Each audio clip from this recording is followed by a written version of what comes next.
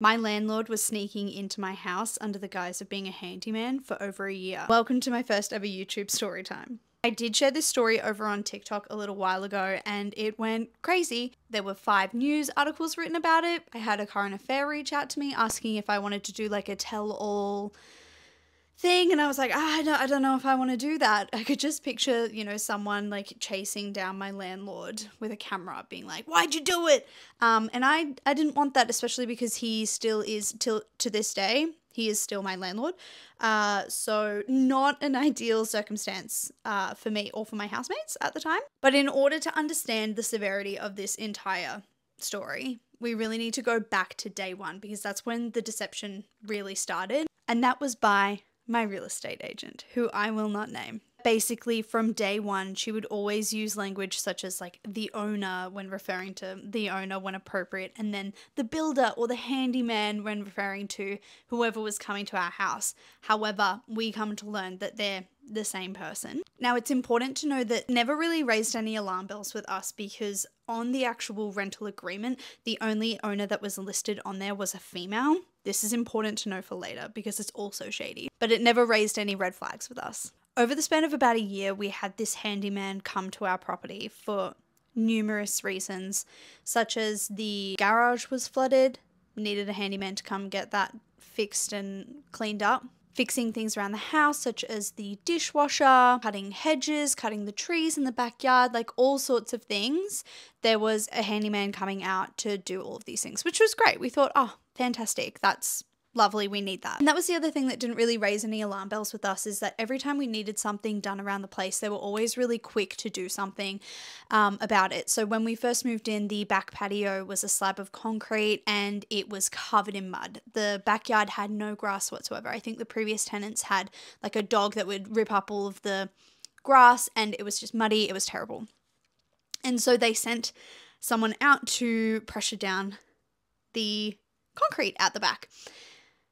That person that they sent out was a frail old woman, short, did not really come across as like a handyman type of person, but she said, you know, she did a bunch of these jobs for people around the area, and, you know, it's something that she did as a side hustle. However, the equipment she was using was just like a really cheap high pressure hose thing from like Bunnings. It was a bit weird, but we're like, oh, whatever, she seems nice enough, like good on her, she's doing a little side hustle, slay. Now, we're going to speed up a little bit to there was an incident. We're going to speed up to that. 2 weeks before the incident and how we found out that he was actually our landlord, we were experiencing some flooding in the area. And it was raining all the time, there was flooding. We then get a message from our real estate agent saying that a handyman was going to come in a couple of days' time. That's really important.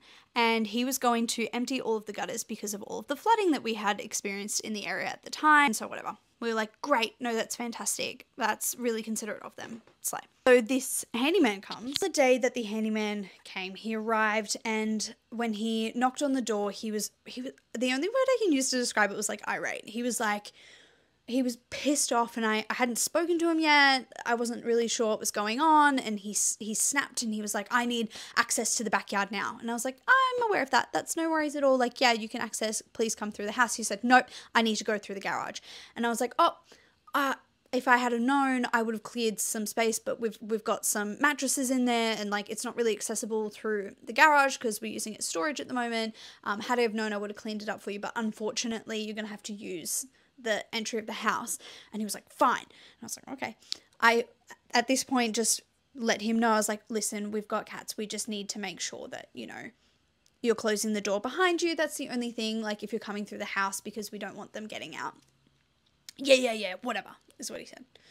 Walked straight past me, straight through the house, slammed, like, didn't slam, but like opened the door aggressively out the back and stormed outside, left the back door open after I just told him, please make sure you close doors behind you. And I walked up to the door and I said, please remember the doors. We have cats.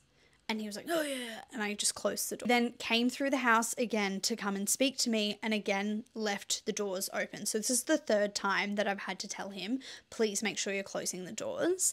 And for the purpose of this story, I'm just going to call him mate.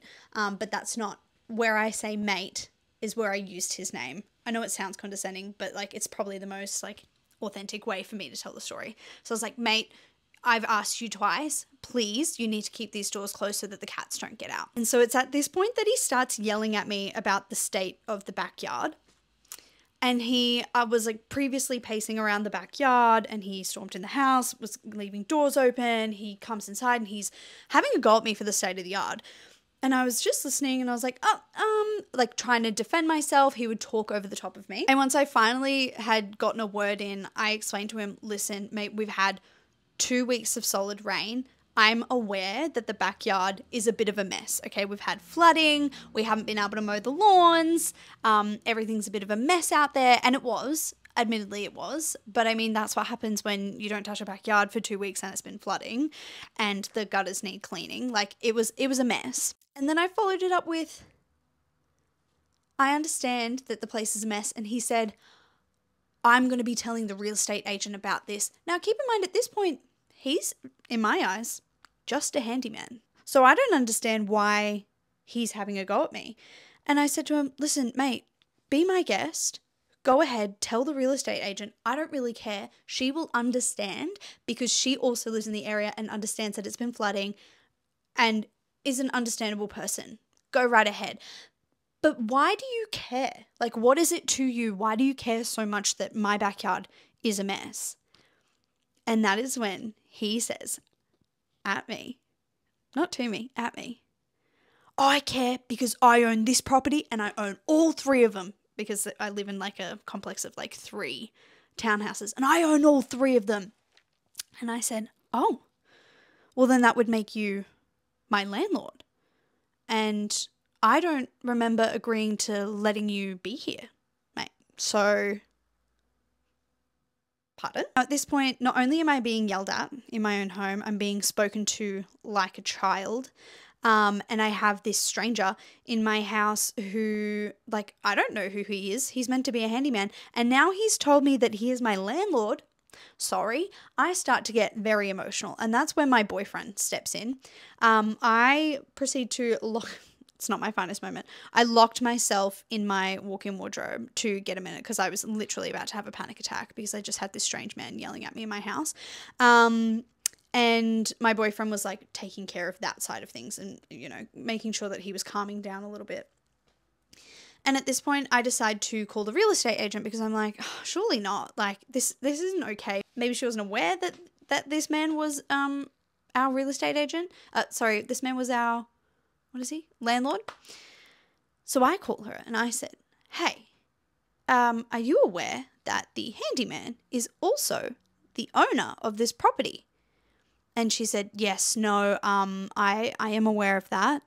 And I said, well, I'm not sure that he's allowed to be here without my knowledge. And she said, oh, well, it's a grey area because he's also the builder. Like, he built all of the places and he's also the handyman. And, you know, his name isn't on the lease. And I said, I don't think that matters because he's just operated under an inspection. He's just inspected the backyard and taken it upon himself to yell at me and my housemates about the state of the backyard. I'm pretty sure, babe, that's not legal. Zero empathy from her. Zero. None. Nada. Not a little, even zilch of empathy. She was deadpan. She was like, yeah, like, oh, grey area. Like, what are you going to do? And it's at this point that I'm thinking to myself, okay, so she doesn't care. The landlord clearly doesn't care. Like, what else have they been doing?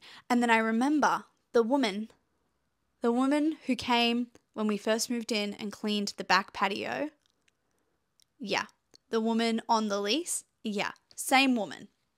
I would put money on the fact that my landlord, regardless of which one's name is on the rental agreement, one of them, both of them, have been here. And then the articles come out. Actually, no. And then I posted TikTok. 3 days later, I get a call from the real estate agent saying, I've just seen some videos online that about what happened, and I just want to let you know that I sincerely apologize and that I didn't understand the severity of the situation when you explained it to me, but now after seeing them I do understand. And I said, you know what, that's not really not really good enough, but like whatever. Then a couple of days later, I get hit up with news agency after news agency wanting to run the story online and writing articles. And they all wanted comments, and I just said to her, I was like, look, I know we apologize, I know we made up, and I hope moving forward we can be really transparent. And in the state of that transparency, like, I would just like to say, I'd just like to let you know that these articles will be coming out whether I make a comment or not. So I just wanted to let you know. And she was in the car, and I just heard her say, fuck. And I was like, oh. At that moment I felt a little bit bad. But it's funny how it literally took me sharing my story online to even get a little bit of empathy or an apology or an acknowledgement that there was some wrongdoing there. Since then, he has not been to this property. Great news. He did apologize, and so did the real estate agent, and I still live here. So all in all, very good. Until recently I found out that he did the exact same thing to the house down the front. You know how there was 3 houses? Did the exact same thing to them. So clearly he hasn't learnt his lesson. And apparently he had let himself into the other property while the previous tenant was living there. She had a younger son. Just let himself into the property while her son was home, but she wasn't. So this man clearly doesn't understand boundaries or the law, mind you. So that's great. Do I intend to, take it any further? Not really. Not at all. I think I scared the shit out of him. Great. He hasn't done it again. Also, it's just like it takes a lot of time and energy, and you have to go to court, I guess. And then that's on your record. So like, is it going to be harder for me to get a rental in the future? Who knows? So yeah, no plans to take it any further at this stage. So yeah, that's pretty much the story time. Anyway, I hope you enjoyed it. It was super traumatic for me, even though it was like over a year ago. It still makes me feel a little bit anxious to think about. But yeah, anyway, that's the story time. I hope you enjoyed. And yeah, thanks for listening. Let me know if you want any other story times. Okay, love you. Bye.